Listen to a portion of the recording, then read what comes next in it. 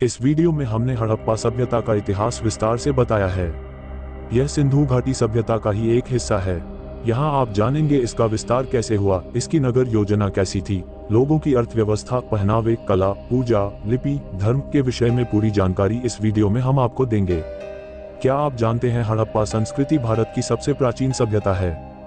हड़प्पा और मोहनजोदड़ो पंजाब के मोंटेगोमेरी जिले, पाकिस्तान में स्थित हैं। हड़प्पा सभ्यता वर्तमान शताब्दी के तीसरे दशक में मोहनजोदड़ो में आयोजित की गई थी। हड़प्पा का रहस्य बहुत ही अनोखा है।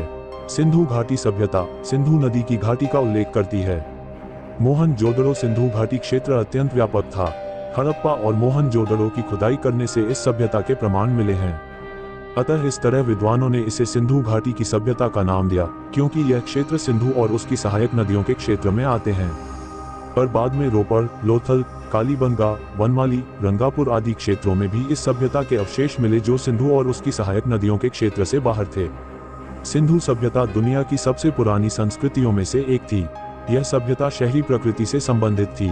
हड़प्पा सभ्यता एक नगरीय संगठन था, जहां कुछ चिन्हों के दौरान 7 भिन्नता पाई गई। मोहनजोदड़ो के विनाश के दौरान हड़प्पा सभ्यता ने मोहनजोदड़ो के शहर को पुनर्निर्माण किया।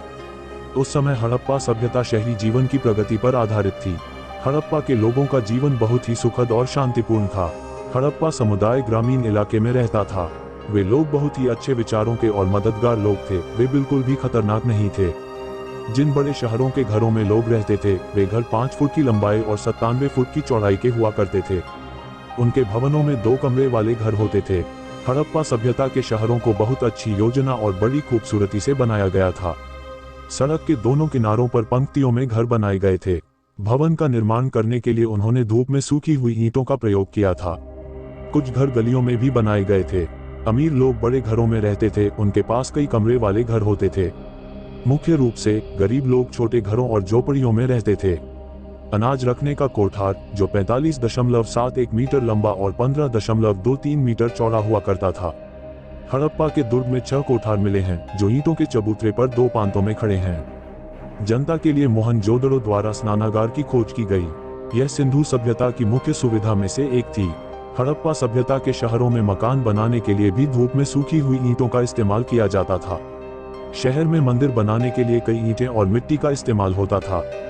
जल निकासी से बचने के लिए उन्होंने जलाशय बनाए और उसमें मिट्टी का उपयोग किया। लोगों के लिए स्नानागार का निर्माण किया गया था। पूजा करने वाले कपड़े बदलने के लिए छोटे कमरे इस्तेमाल करते थे तथा इसके बाद देवी की पूजा करते थे। सिंधु घाटी सभ्यता में जल निकासी प्रणाली बहुत व्यवस्थित क्रम में थी। हर घर में सबसे अच्छी सुविधा के लिए नाली व्यवस्था का प्रयोग किया गया था। प्रत्येक घर से पानी की निकासी का स्थान ईंटों से बनाया गया था। घरों में पानी का उपयोग करने के बाद पानी बहकर नाली में जाता था। पानी की निकासी के लिए नालियां बनाई गई थी। नाले को बंद करने के लिए उन्होंने बड़े पत्थर का इस्तेमाल किया, जिससे हानिकारक रोगों बचा जा सके। नालियों को सड़क के भूमिगत मैदान के किनारे पर बनाया गया था। नालियों की जल निकासी सड़क के साथ जुड़ी हुई थी। हड़प्पा सभ्यता की अर्थव्यवस्था व्यापार पर निर्भर करती थी। हड़प्पा की प्रगति का मुख्य कारण परिवहन व्यापार था। परिवहन प्रौद्योगिकी के प्रमुख अग्रमों ने हड़प्पा के लोगों के लिए सहायता भी की थी। वे व्यापार के बैलगाड़ियां और नाव का इस्तेमाल करते थे और यही परिवहन का मुख्य स्रोत था।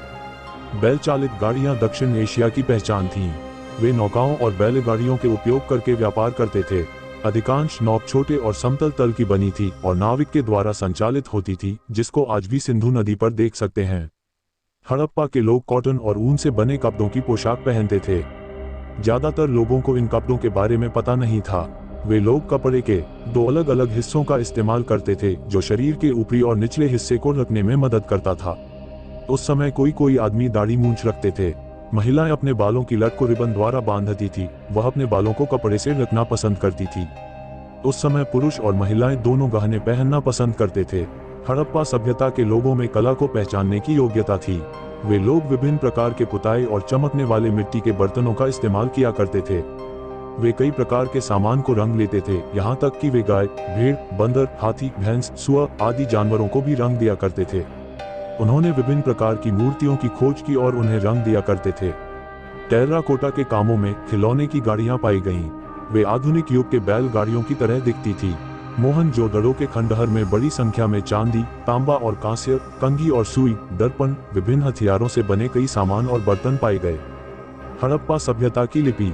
हड़प्पा लोगों के लेखन सिरेमिक बर्तनों की मुहरों पर और शिलालेख पर पाए गए थे और लंबाई में 4 से 5 अक्षरों से अधिक नहीं थे, जिसमें सबसे लंबा अक्षर 26 था। सिंधु घाटी सभ्यता एक और तरीके से रहस्यमय थी। विद्वान भी सिंधु की पटकथा को नहीं समझ सके। जो उन्होंने लिखा है, कोई भी नहीं जानता कि कौन सी भाषा सिंधु लोग बोलने के लिए उपयोग करते थे। विद्वानों को भी इसका कोई सही सुराग नहीं मिल सका। हड़प्पा संस्कृति घरेलू जानवर, घरेलू पशुओं जैसे गाय, सुअर, भैंस, कुत्ते और मेमने को विद्वानों के लेखन में संदर्भ किया गया है। हड़प्पा संस्कृति के लोगों का भोजन। धान की खोज में हड़प्पा मुख्य रूप से कृषि का स्थान था। हड़प्पा लोगों का मुख्य भोजन मुख्यतः गेहूं, जौ और बादाम था। हड़प्पा सभ्यता का धर्म। मोहनजोदड़ो और हड़प्पा में कोई मंदिर और देवता की छवि नहीं थी। हड़प्पा और सिंधु लोग अपने स्थान को लेकर बहुत ही धार्मिक थे। वे मां को पूजते थे, जिसमें शिव पशुपति प्रख्यात थे। वे लिंग और वृक्ष, सांप, पशु आदि की पूजा भी करते थे। हड़प्पा सभ्यता के लोगों के गहने। हड़प्पा और सिंधु के गहने सोने और अन्य धातुओं द्वारा बनाए गए थे। गहने में मुलायम धातुओं का प्रयोग किया गया था। महिलाएं सोने के गहने का इस्तेमाल उसी पत्थर के टुकड़े के साथ करती थी जिस प्रकार के रंग के वे वह कपड़े पहनती थी। तो दोस्तों, इस वीडियो में बताई गई जानकारी आपको कैसी लगी, कमेंट करके जरूर बताना।